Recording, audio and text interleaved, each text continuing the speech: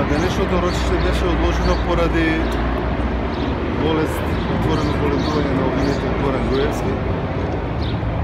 Меѓутоа, ние како јавно обвинителство, тоа го истакнавме и во судница, дека од досегашното однесување на конкретно и на обвинетиот Горан Груевски и на останати осомничени, обвинети, сведоци во управата за безбедност и контраразузнавање, а имајќи ги предвид и сознанието дека и после отвореното боледување бил присутен во кругот на МВР, го известивме судот дека ќе побараме